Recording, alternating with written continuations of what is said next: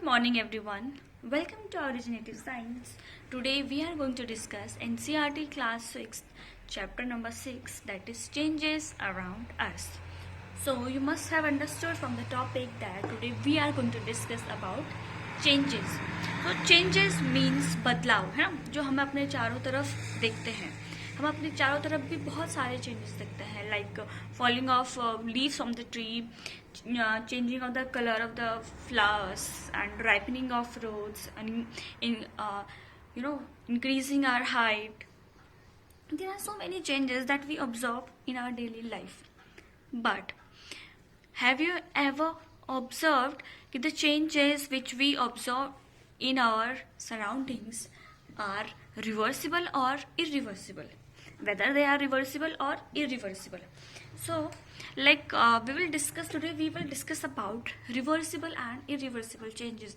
Reversible means the changes जिनको हम फिर से उसी स्टेट में वापस लेके आ सकते हैं. लाइक जब आप आइस से वाटर बनाते हो तो आप वाटर से फिर आइस बना सकते हो. मतलब ये चेंज क्या हो रहा है, आपका रिवर्स हो रहा है ना. कि आपने पहले आइस से वाटर बनाया तो वाटर से आइस बना सकते हो, है ना. This kind of change is reversible change. और इरिवर्सिबल उसका उल्टा हो गया. जैसे आप फर्स्ट एग्जाम्पल में देखिए, raw egg to boiled egg. अब जो raw egg to boiled egg है, अब आपने रॉ एग को अगर बॉइल किया, ठीक है, तो क्या आप उस रॉ बॉइल्ड एग को फिर से रॉ एग में कन्वर्ट कर सकते हो? No, that is not possible.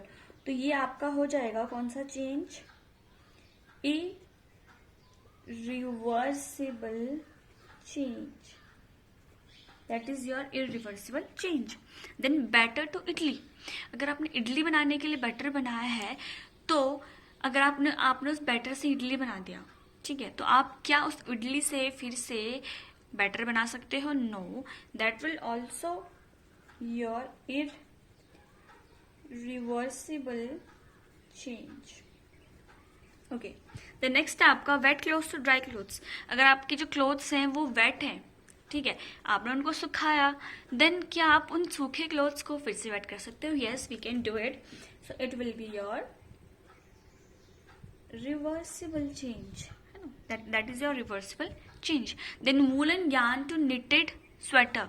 जो उलन यार्न है उसको आप एक निटेड स्वेटर बनाते हो. निटेड स्वेटर से जो वुलन, ये आप कर सकते हो. आप देखते हो ना, जो आप स्वेटर बुनते हैं, जो हम निट करते हैं स्वेटर्स को, अपनी आपकी मम्मी बनाती होंगी, बुनती होंगी स्वेटर्स को, तो उनका अगर आप एक धागा निकाल लो तो वो इजीली क्या हो जाती है, वो जो आप जो बुनाई करी है वो खुल जाती है ना. तो हम इसे भी कर सकते हैं. तो it will be your reversible change. Okay, then grain to flour. अगर आपने गेहूं से आटा बना दिया है, तो क्या आप आटे से फिर से गेहूं बना सकते हो? No, that is not possible. तो it will be your irreversible change. Then cold milk to hot milk, yeah, that will be your reversible change. फिर है आपका straight string to a coiled string. आपने स्ट्रिंग देखी है, अगर आप coiled string को स्ट्रेट कर दोगे तो वो फिर से उसी अपने ओरिजिनल पोजीशन में चली जाती है. तो it will be your reversible. Then bud to flower. No, that will be your irreversible change.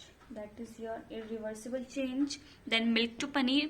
अगर आप मिल्क से पनीर बना, तो क्या पनीर से मिल्क बना सकते हो? No, that's not possible. So it will be your irreversible change.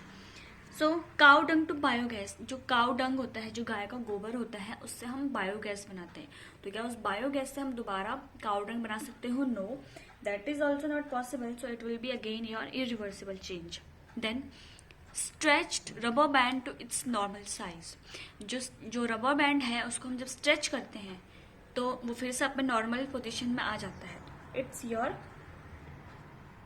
Reversible change. Then next है आपका आइसक्रीम टू मोल्टन आइसक्रीम. अगर आप आइसक्रीम जो है मेल्ट हो जाती है, तो हम उसको फिर से जो आपका रेफ्रिजरेटर है उसमें रख के हम फिर से उसे कोल्ड करके आइसक्रीम बना सकते हैं. तो इट्स योर रिवर्सिबल चेंज.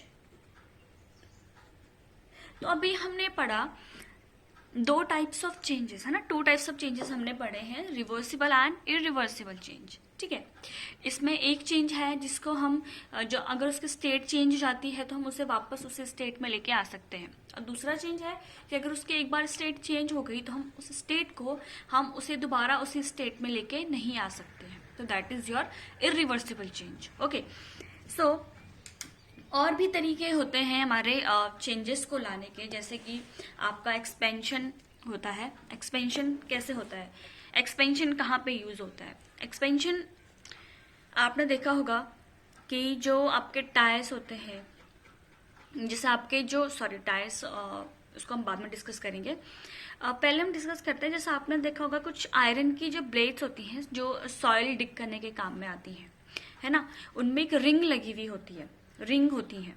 तो वो जो रिंग है उनको हम वुडन, आप देखते हो जो उसका हैंडल है वो वुड से बना हुआ होता है ना, उसमें फिट करने के लिए हम क्या करते हैं, पहले वो जो रिंग है हम उसको हीट करते हैं ताकि जो उसका स्पेस है वो थोड़ा क्या हो जाए, एक्सपेंड हो जाए। वो जो एरिया है पहले अगर उसका साइज ये है तो हीट करने के बाद उसका साइज है वो इंक्रीज हो जाता है, बड़ा हो जाता है, तो हम हैंडल को इजीली इसके अंदर क्या कर सकते हैं, फिट कर सकते हैं। ठीक है, फिर कुछ टाइम बाद क्या होता है, ये जो रिंग है ये अपने ओरिजिनल साइज में वापस आ जाती है। ओके, तो इस तरीके से हम क्या करते हैं, ये इन टूल्स को बनाते हैं। ठीक है, सॉइल डिगिंग टूल्स को बनाते हैं। इस तरीके से हम हैंडल्स को रिंग के अंदर फिट करते हैं। तो लेकिन ये जो आपका रिंग है, ऐसा क्या होता है मेटल्स में, जो आयरन में, कि ये हीट करने के बाद एक्सपेंड हो जाता है। हीट करते टाइम पे क्या होता है, जो इनका ये जो आपका मेटल है इनके अंदर जो मॉलिक्यूल्स आपने बताया था ना, मॉलिक्यूल्स होते हैं, सॉलिड लिक्विड गैस सब में क्या है, मॉलिक्यूल्स हैं, है ना। तो जो मॉलिक्यूल्स हैं जब हम हीट करते हैं इसे तो इसकी वजह से इनका जो मूवमेंट है वो फास्ट हो जाता है। हीट करने की वजह से इन मॉलिक्यूल्स का मूवमेंट फास्ट हो जाता है और ये क्या करते हैं, एक दूसरे से दूर जाने लगते हैं। जब ये दूर जाते हैं तो जो आपका मेटल है ये आपका एक्सपेंड हो जाता है ना, एक्सपेंड हो जाता है, खुल जाता है, स्प्रेड हो जाता है। ठीक है, तो स्प्रेड होने की वजह से इसका जो साइज है ये नॉर्मल साइज से इंक्रीज हो जाता है, और कुछ टाइम बाद जब ये ठंडे हो जाते हैं तो ये वापस से अपनी ओरिजिनल पोजीशन में आ जाते हैं। उसे हम कहते हैं कॉन्ट्रैक्शन। क्या बोलते हैं, कॉन्ट्रैक्ट। ठीक है, उसे हम बोलते हैं क्या, कॉन्ट्रैक्शन। ओके, सो अभी आपने समझा होगा कि जो और मेथड्स हैं, वेज हैं, क्या है वो है, जैसे आपका एक्सपेंशन एंड कॉन्ट्रैक्शन, ये दो मेथड्स हैं आपके चेंजेस को लाने के लिए। ठीक है, पहले के लोग क्या करते थे, जो पहले जो काट होते थे उनमें वुडन व्हील्स होते थे, तो वुडन व्हील्स पे हम वुडन व्हील्स को फिक्स करने के लिए हम मेटल की एक रिम लगाते थे। ठीक है, तो ये जो मेटल के रिम है उनको फिक्स करने के लिए पहले हम क्या करते थे, हम मेटल को ऐसे तो उसके अंदर डाल नहीं सकते, है ना, तो हम क्या करते थे, ये मेटल्स को हीट करते हैं। हम क्या करते हैं, इस मेटल को हीट करते हैं, क्योंकि मेटल को जब हम हीट करते हैं तो इसके मॉलिक्यूल्स का जो मूवमेंट है वो फास्ट हो जाएगा, और ये एक दूसरे से दूर होंगे, तो एक दूसरे से दूर होंगे तो मेटल का जो ये जो रिम है इसका साइज क्या हो जाएगा, इंक्रीज हो जाएगा। जब इसका साइज इंक्रीज होगा तो ये ईजिली जो वुडन व्हील है उसमें फिक्स हो जाएगा, और उसको लगाने के बाद हम उसके ऊपर ठंडा पानी डालते हैं ताकि वो क्या हो जाए, ठंडा हो जाए, क्योंकि जब ये ठंडा हो जाएगा तो ये मॉलिक्यूल्स हैं फिर से पास आ जाएंगे और ये कॉन्ट्रैक्ट हो जाएगा। ठीक है, और फिर ये व्हील पे इजीली टाइटली फिक्स हो जाएगा। ठीक है, तो इस तरीके के कुछ चेंजेस हैं जो हम अपने डेली लाइफ में यूज़ करते हैं। इन सब चीज़ों की स्टडी हम इसलिए करते हैं ताकि हम इन चीज़ों को अपनी डेली लाइफ में यूज़ कर सकें। Okay, so thank you for watching.